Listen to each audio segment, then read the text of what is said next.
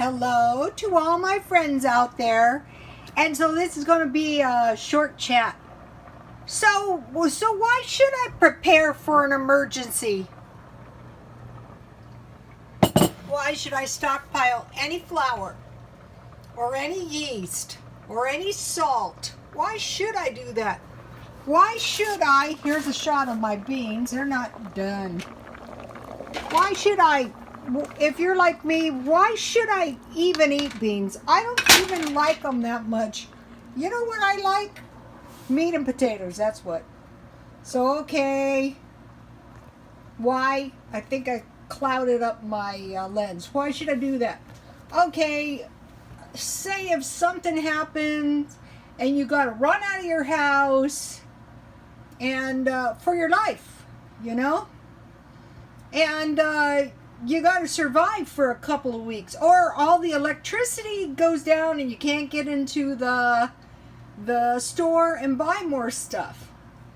Out here, all the lights go off, the stores close. We had one liquor store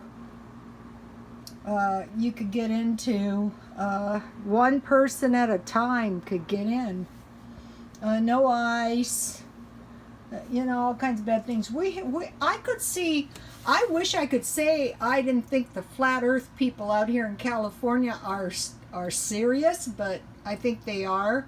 But, okay, so, okay, why should I make bread? Well, it's hard to eat a sandwich, or, it's miserable without bread. I should know. I was on the veggie days. And why should I eat beans? Well, what if there's no meat?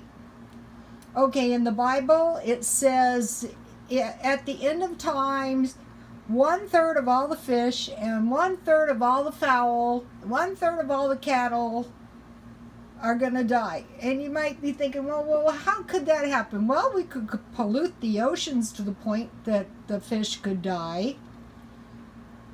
Or, some of these huge countries could gobble up all the food and there wouldn't be any left.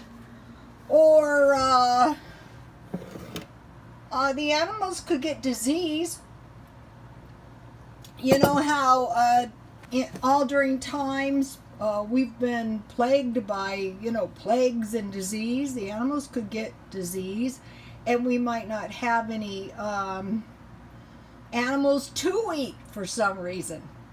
Or, in the event of war, they could be destroyed. Anyway, if you saw during the Iraq War, I mean, even the animals were in horrible, horrible shape while it was a war. So, it's best to get used to eating a little of the stockpile food as you go along, just in case, God forbid, you ever had to. You would suffer less. You'd be more equipped. You would have big cans. Today I bought very large cans of fruit cocktail. You could make some jam, because you had stockpile sugar. I stockpile fruit cocktail, pears, peaches, mostly with the idea of, God, if I ever had to, I would eat some jam on my bread. And I'm thinking about, one of the things I'm thinking about trying is the textured soy. Not crazy about soy, though. I have canned food, but that could run dry, too. I'm thinking your best bet for being prepared are those big 25-pound bags of, 50-pound bags of beans, rice, large quantities. I'm thinking I read somewhere 50 pounds of beans and rice per person per year, something like that. Milk, it could save your life. You heard the stories about my family when they came across on the plains. Not good. Also a lot of people in this country suffered a lot of hunger during the Depression. No meat and no sugar. And, I watch these videos. The markets will crash.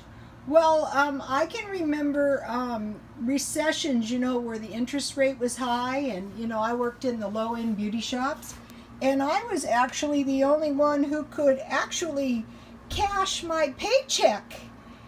And so, it was hard to cash your paycheck. Now they have these places they'll cash them, but they want, I don't know how many percent.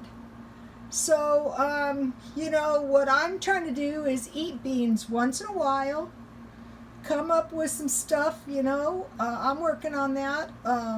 Bear in mind, something could happen and we might not have any meat. There is some prophecy too of people running. There are countries, they don't want your money. If you want a bag of beans, you have to trade them a bag of rice.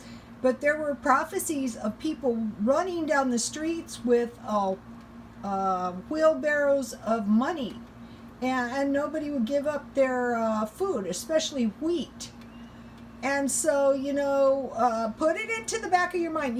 Once somebody brings something up, say you go, that is effing retarded, the giant thing. Yeah, I know, but once it's in the back of your mind, it's in the back of your mind and you're not going to get it out. If your enemy's coming to attack you, are you going to give up your food and let your family starve? So, okay, put it into the back of your mind.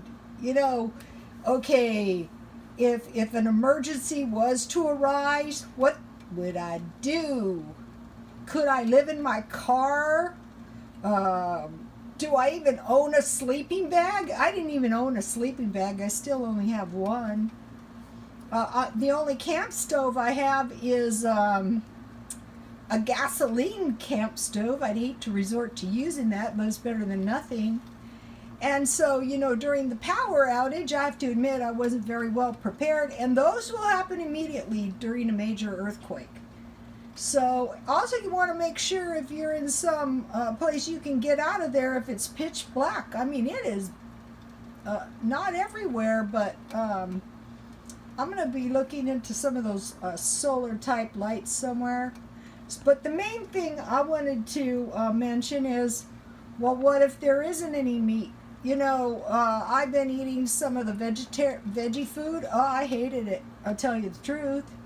But some of it was better than others. I will say that. The one tostada I made where I fried the tostada, I put the Mexicali refried beans, but there again I had chorizo and cheese. What if...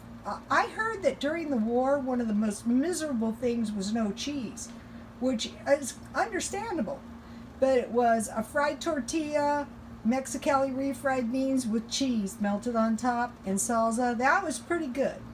So I think the trick is try to come up with some food you could stand. I'm going to be doing some bean recipes, and and once it's in the back of your mind, like it or not, it's back there. You got to address it, You don't want to be without bread over long periods of time. And what about this? Okay, you want to drink water only? Tea is cheap. Okay, you guys, God bless you.